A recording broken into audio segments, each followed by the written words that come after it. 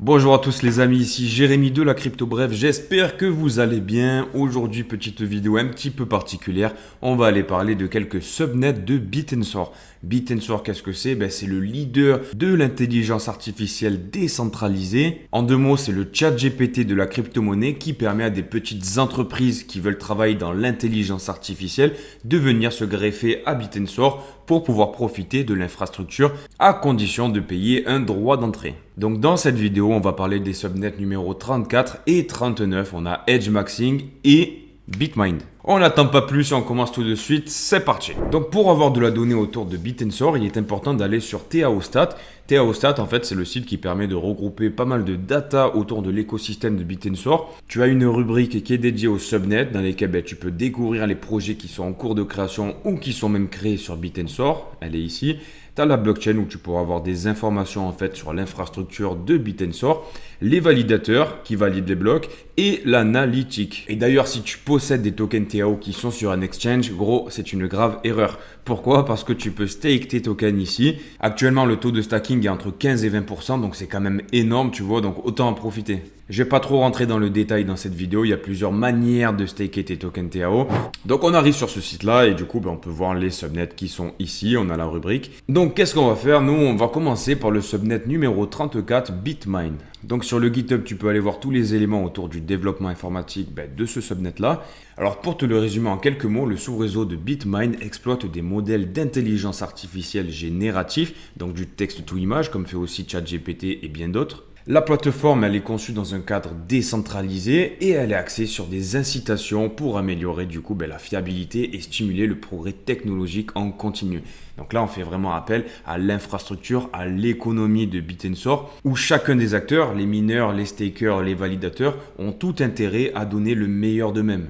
Et tu vois, typiquement, si tu regardes mes vidéos tous les jours, tu peux savoir que hier, je t'ai parlé d'Elon Musk qui avait émet un tweet au sujet de BitTensor, c'était à ce sujet-là. Il y a pas mal d'experts et d'analystes autour de l'IA qui disent qu'à un moment donné, on aura besoin d'avoir des experts qui soient impartials sur le net pour pouvoir justement faire la loi entre le bon, le mauvais. Mais ce genre de mission-là, on ne peut pas vraiment les donner à des gouvernements, du moins le peuple, il ne veut pas trop. Et Elon Musk a déjà partagé ses opinions et il est plutôt de cet avis-là. Et du coup, des subnets comme ça, en plus greffés sur BitTensor, une IA décentralisée, ça prend tout son sens. Et encore, j'ai envie de te dire que les images qui sont générées par IA aujourd'hui, on peut encore voir à l'œil, tu vois, genre une image fausse, une image qui a été créée par IA, tu vois. On arrive encore à faire la différence. Des fois, je t'en mets d'ailleurs dans des miniatures. Je pense que de toi-même, tu te rends compte que c'est pas vraiment Elon Musk qui a quatre pattes. Mais de par le développement massif et la démocratisation des modèles d'IA génératifs, viendra un moment où on ne pourra plus faire la différence entre le réel et le génératif, tout simplement. Et du coup, le sous-réseau BitMind répond à ce défi en fournissant des mécanismes de détection robustes basés sur BitTensor pour maintenir l'intégrité des médias numériques. En termes de vision, le subnet BitMind prévoit de mettre à disposition des API qui permettront justement de venir se servir en fait de ces outils qui permettront de détecter si l'image en question a bel et bien été créée par IA ou est bien réelle. Donc pour l'instant, ils sont en développement de cette API et du front-end qui est associé et elle devrait arriver dans les mois qui viennent. Et concernant l'évolution du modèle, la plateforme intègre en permanence les dernières recherches et développements en intelligence artificielle pour s'adapter à l'évolution des techniques génératives. Leur objectif en fait, c'est de faire l'API la plus simple possible pour qu'elle soit démocratisée un maximum et qu'elle soit utilisée par le commun des mortels. Donc en fait, on peut imaginer un espèce de drag and drop, un peu comme tu peux le voir à gauche, où tu viens glisser ta photo et après qu'elle ait été scannée, tu auras un certificat d'authenticité ou pas. Donc voilà, la détection des deepfakes de manière décentralisée, c'était BitMind. Et maintenant, on va aller voir par-delà EdgeMaxing, le subnet numéro 39. Et comme tu peux le voir, on est sur leur GitHub. Alors ce qu'il faut savoir pour le subnet numéro 39 qui s'intitule Wombo EdgeMaxing, c'est qu'en fait on n'est pas là sur des startups, on est déjà là sur des entreprises qui existaient avant BitTensor et qui se servent actuellement de BitTensor parce qu'ils ont senti l'opportunité de travailler avec un réseau décentralisé. Ils ne sont pas arrivés en se disant BitTensor ça permet de faire ça, qu'est-ce que je peux faire du coup, à quel problème je peux répondre en me servant de BitTensor? Non, en fait ils avaient déjà un produit et ils avaient un problème et du coup pour résoudre ce problème ils ont cherché et ils ont trouvé BitTensor. Et je pense que dans la méthodologie c'est la bonne manière lorsqu'on veut build sur la blockchain. Anyway, du coup EdgeMaxing ou Wombo est l'une des principales sociétés d'IA grand public au monde et l'un des premiers à avoir adopté l'IA générative. Donc ils ont déjà lancé 2 applications qui sont Wombo et Dream. Pour le coup, Wombo, c'est une IA qui permet de faire un peu de l'art design.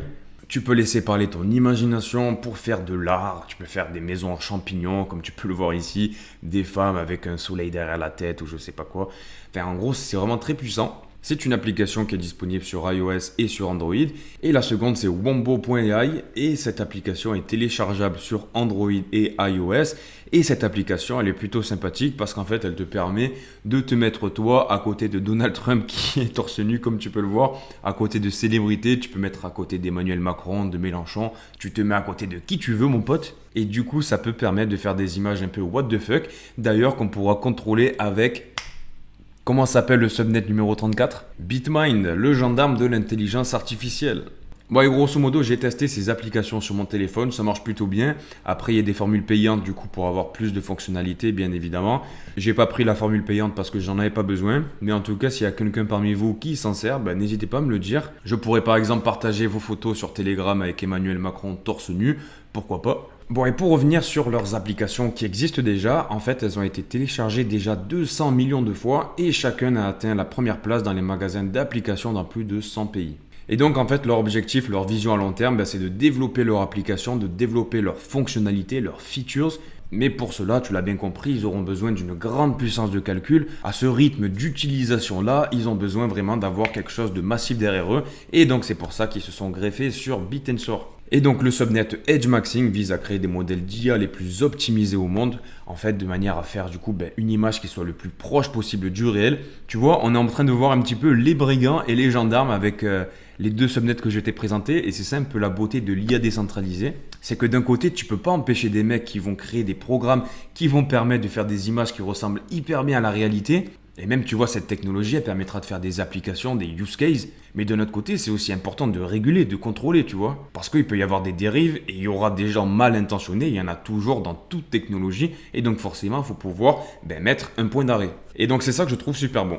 Et bien évidemment, ils sont sur un écosystème, du coup, où tout le monde est gagnant. Parce que les mineurs qui vont donner les meilleurs résultats avec les meilleures images, ils auront le plus de récompenses. Et ils seront classés en 4 catégories. La première catégorie, c'est le niveau Golden, où les meilleurs mineurs recevront 80% du total des récompenses. On a le niveau argent où ils recevront 16%, le niveau bronze où ils recevront 3,2%, et le dernier niveau, donc ce sera tous les autres mineurs qui se partageront les récompenses qui restent. En termes de vision à long terme, leur objectif en fait, c'est de devenir la pierre angulaire de l'IA décentralisée, où n'importe quel appareil, n'importe quel téléphone, n'importe quel ordinateur haut de gamme ou pas, peut contribuer au réseau et en bénéficier tout en récupérant des récompenses qui seront proportionnelles à son activité. On n'était pas vraiment là en termes d'investissement. Quoique, parce que du coup, ils sont greffés sur BitTensor. Et du coup, si les subnets marchent bien, BitTensor aussi se portera bien. Mais voilà, c'était plutôt une vidéo axée sur la technologie et la beauté du réseau de BitTensor. Donc, mon cher ami, j'espère que ce format de vidéo t'a plu.